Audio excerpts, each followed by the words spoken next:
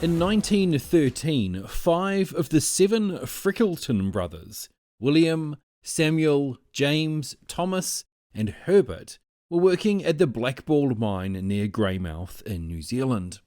The Frickletons were known as a close-knit and unruly family who were keen on boxing. They're often remembered in Blackball as the Fighting Frickletons. When the Great War kicked off, the Fighting Frickletons got their chance to try a different kind of fighting.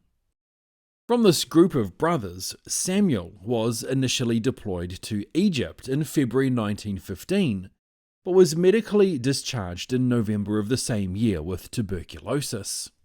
After recovering from this, though, he went right back into the fight and re-enlisted in April 1916.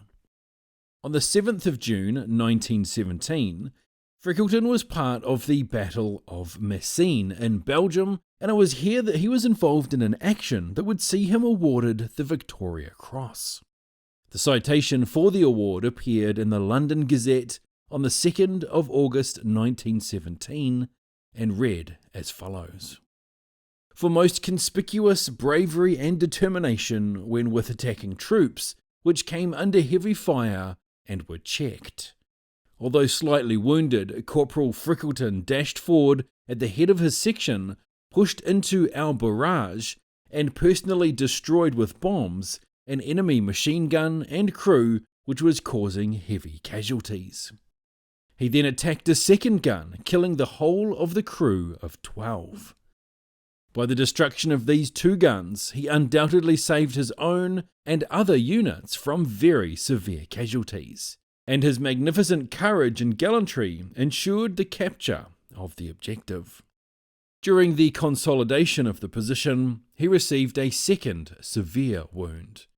He set throughout a great example of heroism." Frickleton was invested with the Victoria Cross on the 17th of September 1917. The wounds that he received that day, along with the effects of being gassed, stayed with him for the rest of his life.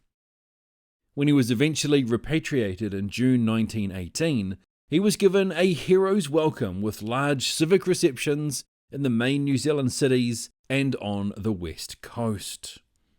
Despite his health issues, he remained connected to the army through until he retired as medically unfit in 1927. He retired with the rank of captain. Frickleton lived on until the age of 80 and passed away in September 1971. There's an interesting side story here too. In 1977, Frickleton's wife donated his Victoria Cross and his other medals to the National Army Museum in Waiouru, New Zealand.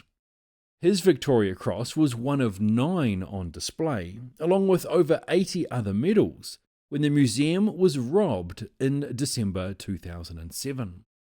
A $300,000 reward was offered for information leading to the recovery of the stolen items.